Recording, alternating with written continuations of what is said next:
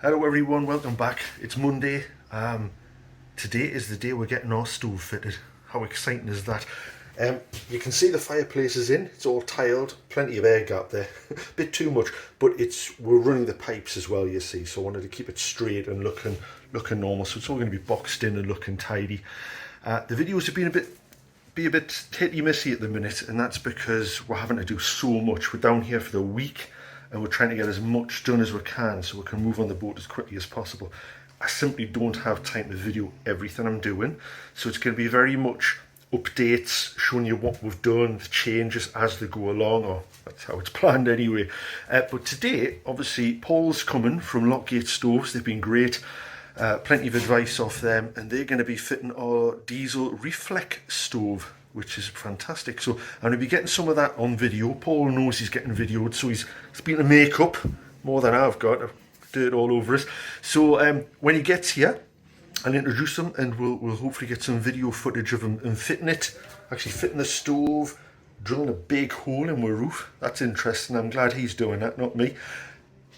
And we'll see how it goes. See you soon.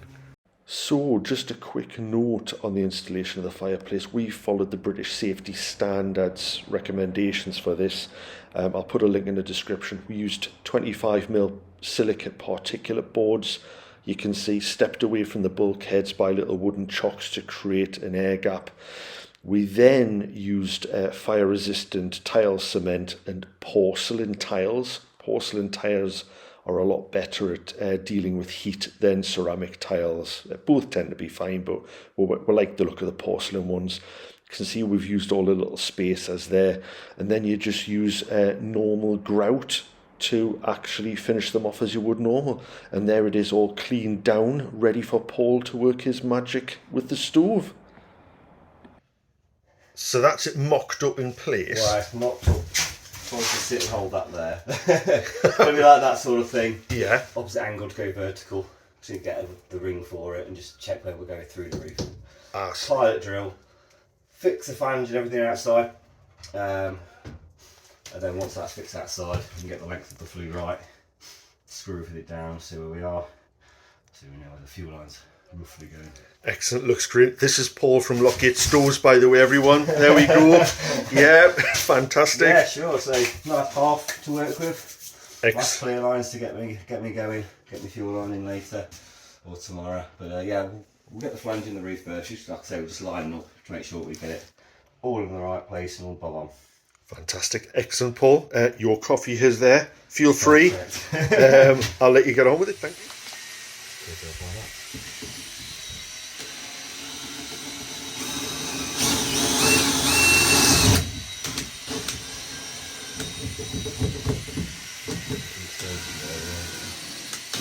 Spray foam. Yeah. Yeah, cool.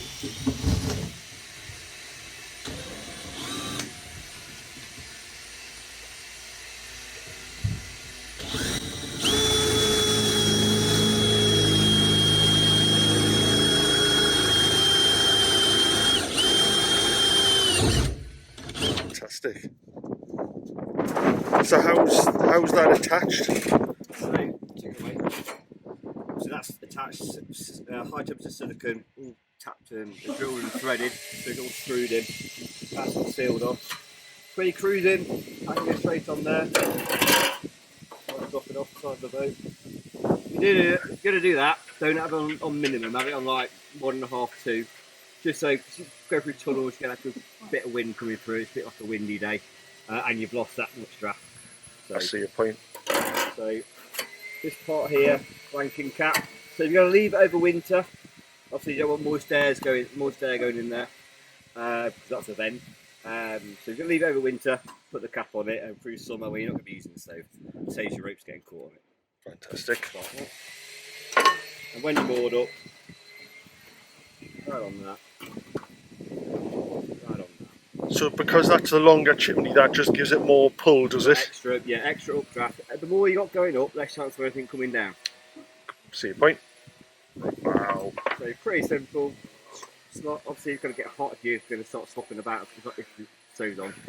Wear gloves for that. Excellent. What have you done? Apart from drill a massive hole in my roof. Big hole in the roof. Yeah. Yep, so going from the roof, we put obviously the deck flange in the roof outside. That's all sealed from the outside. That tells me the length of flue I need. Yeah. Put all the length of flue together, put it up in there before this ends up, and then you can measure and cut your flue to size. So that's all been done. Behind there, this is all exhaust wrap between this lining and the metal outside. It's got a 3-inch of exhaust wrap inside there. You can probably just see it. Ah, right. Yes. Yeah. This is a heat deflector plate decoration ring. That finishes off any mess in the inside. Flue pipe.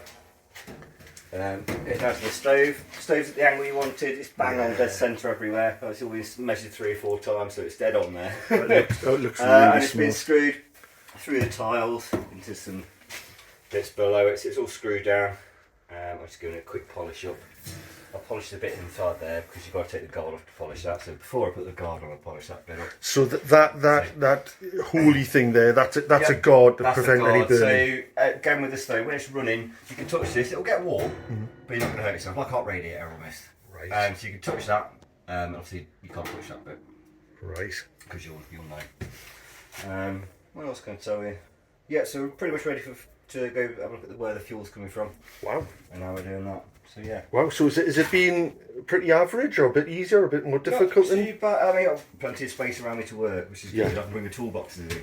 Yeah. Some boats you're doing all this all the time. But no, this boat's got plenty of space around it. It's all nice and new, so you can see what you're doing. You're not going to get any surprises really from behind any linings and that sort of thing. So yeah, nice half, looks nice there. It does. It looks really good. It looks really smart. It looks brilliant. Really does. Fantastic. So it's day 2. The fire's in. We've just done this, but I hadn't pressed record. We had a practice, haven't we? We had a practice run, yeah. So can you tell what you're going to be doing today, please, Paul? So we've utilised that tap down there. It's already into the tank. I put our connection on there to convert it to the 8mm copper pipe that we're going to be using. Is that the one with the red tap on there? Little tap down there. It's got our connection into it. Yeah. So we're going to leave the Webasto heating supply low and go straight for that tap because it's quite a usable tap that. So then we're going to come around copper pipe all the way around, down into a little filter that I put down there yesterday. You can see that. That one, just the little grey one. That's the one, yep. So that's got a bracket, it's all fitted in there. So we're going to come through there. Once it gets to that point, because that's I'd class it as a high point, that filter's put in that position mainly. It'll filter and there's a nice little access bit down there to get to it. But also, it's got an air bleed on top, so if there is any air in the system being a high point, then it's got an air bleed on that, so it can take any air out of the line there. Oh, you can see a little screw on the top there. Yeah, and then once it goes through the bulkhead, it goes down, and that's where it will start siphoning. So we're going to go down into that cupboard, the clarified tank, and then we're going to protect the copper pipe with, we're going to put the copper pipe through 15mm speed fit pipe, so that it protects against the potential hot water, because there's hot water pipes running down that side of the boat, so we're going to protect it against that. Right. And then hopefully it'll get down to where the stove is and a nice little hole, make it nice and pretty outside. Fantastic, and it's a bit easier, I take, because there's no kitchen fitted to this one. There's nothing in the way, yeah, you can imagine what... Yeah, I can imagine what you find about a cupboard. But the only connections will be filter, and then there'll be one straight run of copper pipe all the way up to where you see the first tap by the stove. So there's no connections behind any linings, so no potential leak temperature. That's fantastic. Inside the cabin. Obviously the connections in the engine bay, and then there's what will be coupled by the stove. Fantastic. So I'll let you get on with it, and what we'll do is we'll come back once you've run the copper pipe in the engine bay, just to show everyone what you've been doing. Thank you, Paul. See you in a minute. It's definitely recording. It's a red light. It's counting up, which is always good. Red light, mission is go. Okay, yeah, so from earlier we had the tap in and the filter in, so that fuel line's been put in, funnels all the way around to the filter. Goes into the filter. The filter's got an air bleed on it, so it goes up and then over into the cabin. So we put the fuel line today. That gets us through the bulkhead into the main cabin. Comes through the hole there.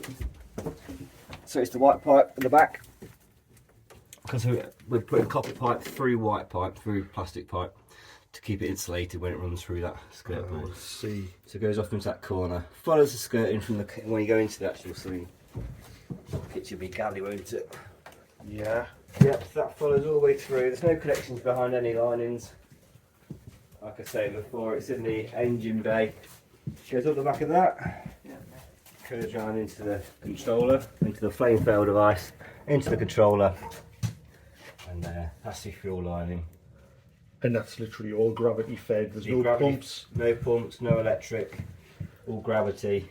So if all else fails, you've got heat. Fantastic. Oh, Yeah, stuff. I really like it. If I know my videos, really is a word I say too much. Okay, so what you're showing me here? So I'm going to show you a bit around the stove, around the regulator, and what things are and what they do. Fantastic. Okay. So if we go for, right, I'll just point at things and show you. So if we point over here, so this is a stopcock. It's a fire valve, so it's righty-tighty, lefty-loosey. You can use it as a stopcock to isolate the, but there's an element inside that melts. If it gets to 70 degrees, it melts. If there's a cabin fire, it melts, turns fuel off. Oh, that's the idea of that. Right. Safety people like that. Comes round into a flame fail device, red button. So the red button will push down, it pushes a pin down inside, and that lets fuel through. And if there's a flame, this probe here, a thermocouple, if it recognises a flame, the pin will stay down until there isn't a flame. If it were to blow out or you turn it off, it recognises that and turns the fuel off by that. When you push that down, you can feel a bit of resistance, like you are pushing something inside. Obviously there's no flame on at the moment, but the red button will come back up. So if the red button comes back up, it has pushed the pin down inside. Just to make you aware. This is clean needle. So sorry, what? It's a cleaning needle. So what it does, it's a 6mm pin going for an 8mm hole. So it will always go in there and fuel will get past it. What it does, it pushes a rod into the burner pot where any scale build up where the fuel comes in. It pushes it out of the way. When it's running, all the time, leave it there unless you push it in. If you're going to push it in, put it back to where it was. It doesn't matter if you twist it. It's just a straight rod. Right. But the idea of that, it pushes any scale out of the way, so fuel's got a nice easy way in. Right. This is the grey knob. That's how you control it, turn it on, turn it off. Is that a technical name, the grey knob? The grey knob, yes. So currently it's round to a 0 marker there, all the way clockwise, it drops off and stopped. That's off. If you turn it anti-clockwise slightly, goes up a little ramp and goes to number 1. Goes all the way up to 6. It's not click, click, click. You can go to 2 3/4. It's variable. Right. So go to max to min, bit of resistance at minimum, and drops off to 0. And that's how you turn it off. Right. This part, this side. So this little lever here. Oh yeah. Yeah. So if I lift it, the floats drop, and that won't happen again because the flat water. Basically, if it goes on choppy waters, yeah, it's too choppy for the stove to run. So the floats will recognise it and turn it off. And that's the reset to reset it. Ah, right, that's another. Sometimes if you got dragged up a slip, it might trigger the float, but more often than not, you'll never touch that again. Right. I'll just quickly show you the filter in here. When you do this and it has fuel in it, expect about 100ml of fuel to come out. Okay. Do it when the stove's off, obviously. And the red button would have kicked in, but you can always belt and braces and turn that off as well. But there's no fuel in this system yet. So 2 silver screws, silver plate, black gasket. Behind that is a filter. Pop it out, and that's a filter. So that is washable, and it'll only go one way. So this nipple here, yeah, faces down. If you push it in, I'll do it now. If you push it in and it doesn't go flush, then just take it out, turn it over, and goes flush.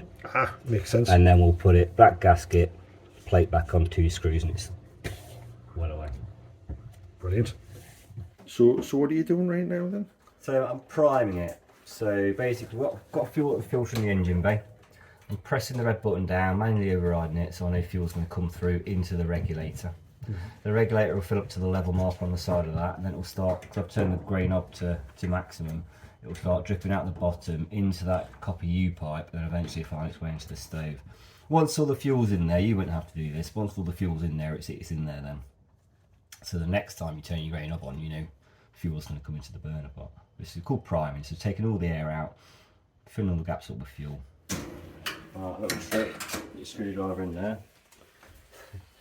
So inside the burner pot, there's stacks of air holes.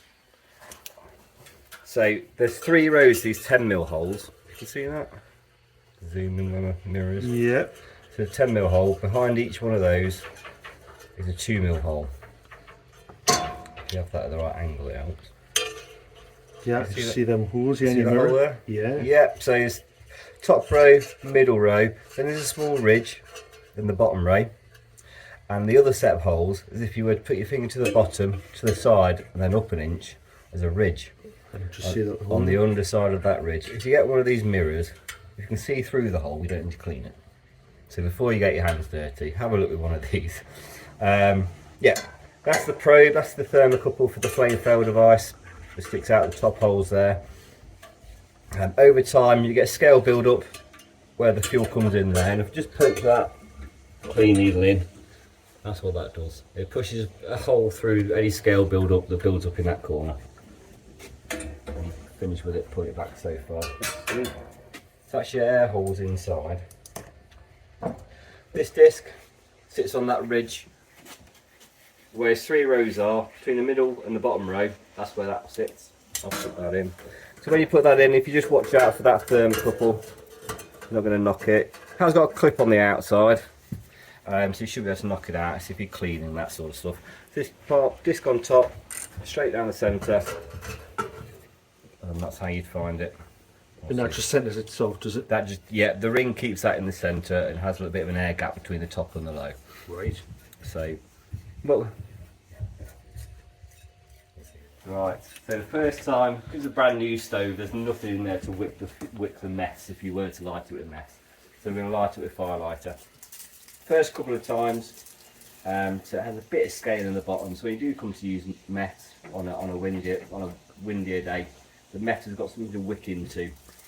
Oh, so it soaks it up and then... Yeah, less likely to blow out. So if it does, because there's no updraft when you first light them, because it's cold, so we use firelighter for the first couple. So one firelighter, probably 1/2 inch blocks. I'm going to use that for you next time. First time I'm going to take these bits out first. So first time lighting. So that's half of that, about inch cubes.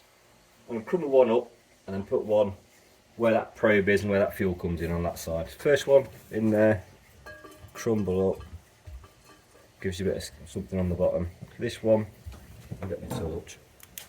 This one I'm going to put right where that fuel comes in, right there. Right, and why is that?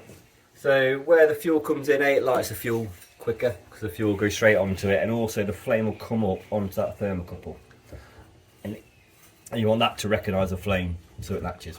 Ah, what? So it doesn't shut itself off? Yeah, so we're going to go get the flame going for a minute, 2 minutes, and then we'll press the red button. So I'll put the ring in, just because I'm going to light it. I mean, it's firelighter, so I'm not going to go puffs. We'll light the firelighter.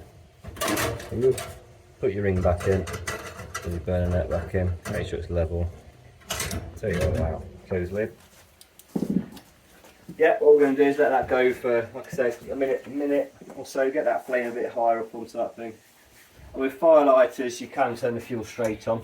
So I'm going to turn that to number 3, get some fuel in there, get that yellow flame, get it growing, get more fuel, more heat, and then eventually it will turn blue with yellow. So that's what we're doing now. And as soon as that flame gets a little bit higher onto that probe, we'll, it's low in yellow at the moment, but it'll just get bigger and bigger, and then eventually go blue. Because the yellow flames, it's more of a dirtier start, say, than Meths. But when it's burning low in yellow, that can create soot. You might get a film with it, but if you do it too often, it might clog a couple of bits up. But like I say, if you keep an eye on your air holes periodically. And what would I use if I do see that the carbon up? What would I use to clean it? Just a bit of a toothbrush or something? Or? Well, I've got a Bradle. Karen's toothbrush, not mine, obviously. Obviously. Well, I've got a Bradle that I've shaved into a point. It's a little poking tool, so I can poke it through that. You can use a drill bit, a bend out, a paper clip, something like that. Just something that will get past any soot build up. With the 10mm holes, I'll put it in, go around the outside, across the middle, and it'll drop through. I'll do top row, middle row, bottom row, and so it all falls down. And then once you've done that, you just kind of hoover it out, just to... Yeah, you can hoover it out. What I tend to do is you've got your hands dirty anyway, so I'll push it to one side with a bit of kitchen roll, try and scoop it out. Scrub it out. Yeah, or if you can sacrifice the bit of soot, you see, if you get it into a hoover, you don't want to use it for anything else, it'll be a reflex hoover then. I see your point, yeah. Yep, so I push that down, red button comes back up, but I can feel the bit inside is staying down. So that's now latched. There's nothing visible to say it's on or off, but you can press that as many times as you like. But you can feel it. So that's engaged, it's allowing the fuel, it recognises fuel the to flame. flow. Yeah, recognises the flame in there. Flame's going to get bigger and bigger. Might turn up a bit. So it's not far off going blue. So and the mesh is all glowing red. Ah, yes. You know it's up to temperature then. Yeah. So on startup, I do it all the time as well. So over fueling. So you're allowing the diesel coming in, but it's not quite burning because it's on a yellow flame still. So as it's burning yellow, it gets bigger and bigger and bigger. It's not burning quite all the fuel because it's not at temperature yet. So when it gets to temperature, it's got this excess fuel in the bottom. And all it's designed to burn whatever is in there. So over fueling means when you gets to temperature like that, it might go a bit higher than what it's set to. Just because it's got this excess fuel, it's going to burn it off. If you do that, you can turn the grain knob off, or just put it down to 1. So that limits the amount going in there, so it will just burn off the excess and then go down to the number 1. Or if it's doing it if you've done it a bit too much, you'll get this air, it's like sucking air, it makes like a woof, woof, woof sort of noise, where it's trying to suck air because it's burning loads of fuel. If that happens, turn it off, don't put any more fuel in there, just watch it and eventually it'll subside and then flick your regulator back on. Makes sense. Putting the grain knob back on, and then you keep a bit more fuel comes in, then it'll go down to whatever it's set to. Yeah, so on a low setting, what I look for is the mesh completely glowing red, and then where those air holes are, you want little blue flames coming out there onto the mesh. Right. When it starts to go below that, you start getting a flicker of yellow up the centre of the mesh, and then when you go below that, then it starts losing all its heat and creates a lot of soot. So if it starts going low and yellow, turn it up a little bit. It's usually because the fuel's coming cold, it's coming in a bit thicker, and it's slowing down through the regulator. So turn it up a little bit, like from 1 to maybe 1.5, maybe 2, depending on the temperature of the fuel. But as long as it's low, majority blue flame, then you won't get soot problems. When it goes below that, like I say, low and yellow, that's where you're going to get soot from. Fantastic. So I'll just have a quick look at that.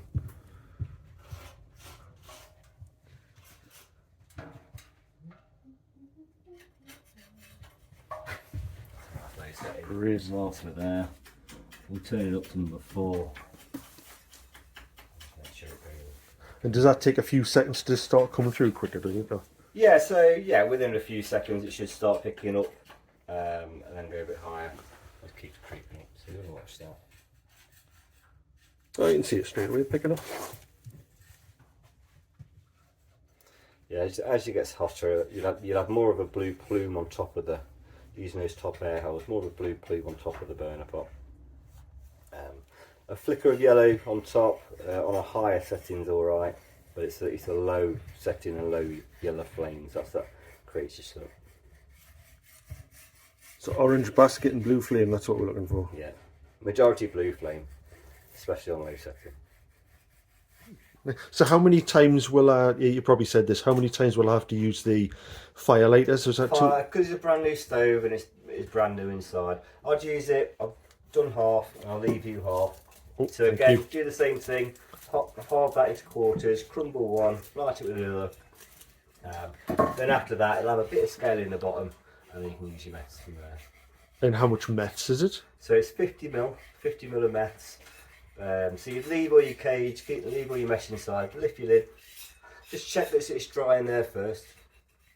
Lift your lid, pour your Meths in, pour it straight onto the disc on top, that'll find its way to the bottom, it's a liquid so it'll find its way to the bottom. Close your lid, strike a match, lift your lid, pop your match in, close lid. Obviously you're going to burn the Meths for the first few minutes, so you're not having the diesel on yet, you're going to burn the Meths first. So light your Meths. First 20 seconds the flame will go quite high, then go quite low. You can usually see it through the window. There is a spy hole on top, so you can see it through that, and you can usually hear it flickering about inside. Right.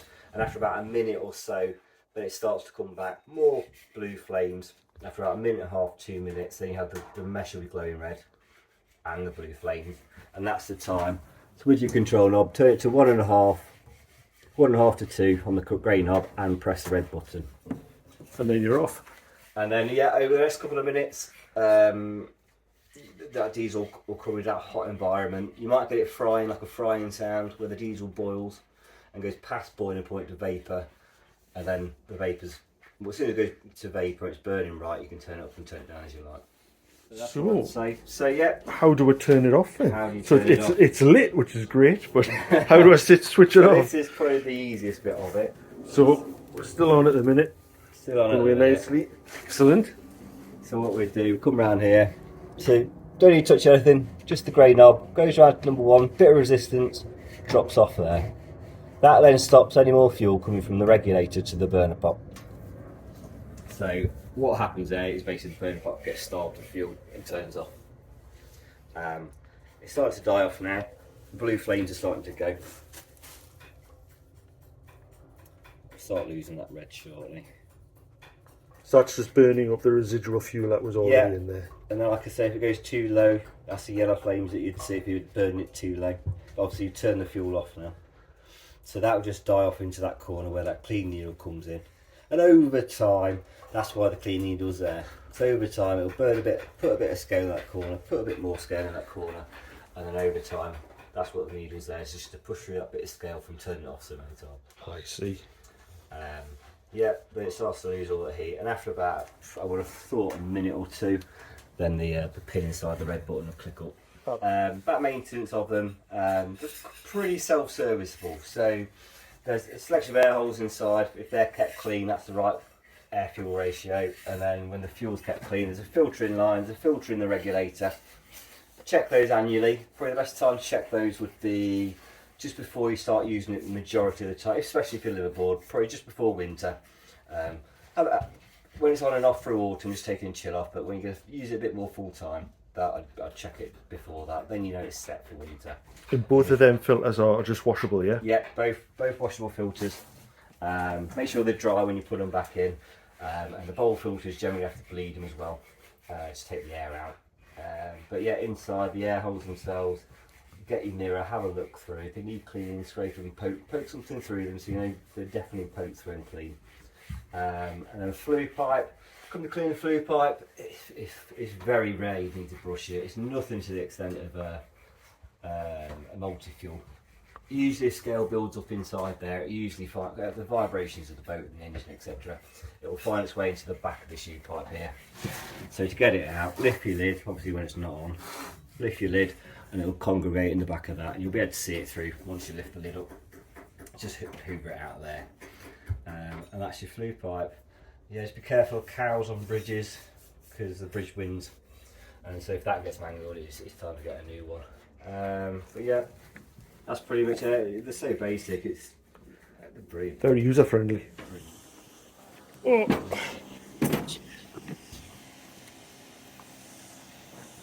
We've got a sunset. I know. Look at that. Perfect.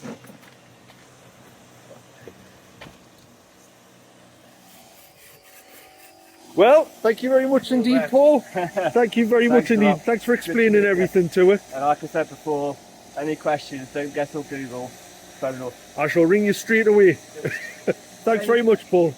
You take care, okay? Thanks for your help. Cheers. Bye now.